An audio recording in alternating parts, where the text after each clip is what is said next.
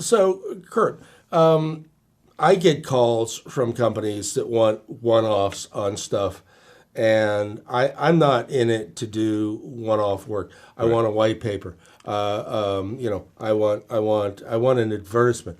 Right. Marketing is a package. So I have to imagine that Brand Ready gets the same kind of call. I want a video, Kurt. Give me a video. We do, yeah. Most of the time, people want a nice little neat package. And so we've developed over time some packages, but for the most part, we like to work with our clients on a consultative arrangement where we partner with them. We find out, let's not just deliver to them a video, a product, but let's find out, what are they trying to do? Why? And let's get into who their market is and what is the result they want to get out of it. And almost every time we find that what we end up needing to produce is different than what they walked in the door thinking they wanted to get. And that's where the rubber meets the road, and effective, efficient communication is starting at the end. You start at who are we talking to? What do we want to get out of those people? And then we can build a map to get us from where we are to what that is. And that's a consultative kind of process. Yeah, because if you're just starting with point A and you don't know what the destination is, what's the point? Right. There is no point. There's no point B. Yeah.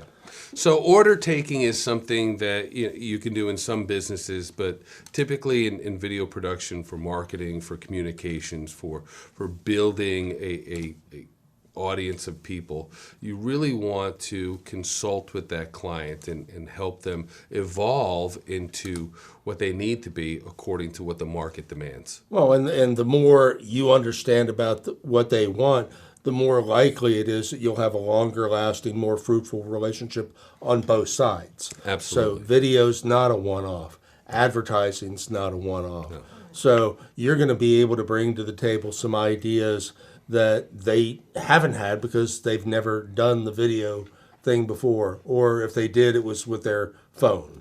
Right. And again, you talk about that annual kind of commitment, that ongoing. It is a cycle, and in the beginning, the needs of the company are a little bit different. So you have to build your audience. You have to attract the right people. And then once you have that audience built, now you're maintaining. And so the strategy changes, and it's different from quarter to quarter or year to year. And then as that business evolves, oftentimes our clients find a different niche. They find a more focused niche, and their message changes, their message narrows and focuses in. So that's important to just keep up with as well. Do you ever have to coach people who come in and say, well, I want it to be about me. I do this, I do that. It's me, well, and rather than focus on the customer? Oftentimes, entrepreneurs can have an ego, and they want to... I'm shocked. They want people to understand what their qualifications are, what their awards, what their accolades are. And oftentimes the audience cares less about that than they do the why they do this, the purpose behind it. Our culture is very socially conscious, much more than it's ever been before. And so having involvement and giving back to the community, having a large community purpose is more important to our culture nowadays than it ever has before. And so being good corporate partners with the community, with charities is really paramount in business today, and being able to sustain and prove to the marketplace your validity. So you want to not only have good business, good quality, right? You want to have a good corporate partnership with the community and do good outside of your area of expertise. And you've worked with companies on that side of the market Absolutely. As well. Absolutely.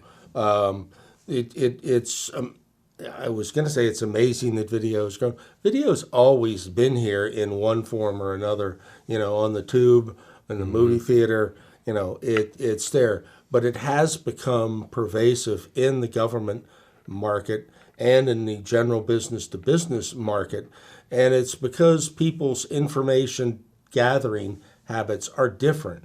And the younger the audience, the more likely it is they're going to gravitate to a YouTube platform, to a Vimeo, and to podcasting. So if you're not putting information out there for that millennial audience, as well as people like me, I love videos. People of all ages want multimedia.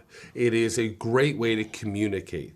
There's not only the visual image or the spoken word, you can use to put words on the screen and written, the music behind it. All of these things the human brain can process at that instant, and it really helps to tell your story. And it makes a really emotional connection, your message to the audience. I oftentimes have asked anybody if they've been to a movie and shed a tear, or come out of a Rocky film and wanted to Hit a punching bag. right, Yeah. right, and that's because of that emotional connection. We've all went and bought something or done something or participated in something based on the video that we've seen it. It is a very powerful medium. True. So, final thoughts. Well, I think it's important for all business people to consider how they use video. One of the biggest mistakes that I've seen people make is using it improperly and sending the wrong message.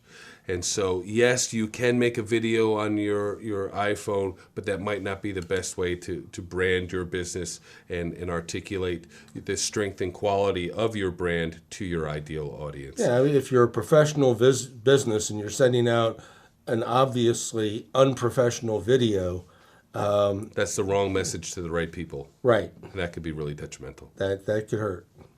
All right, man, always a pleasure. Thank you, sir. Good to see you.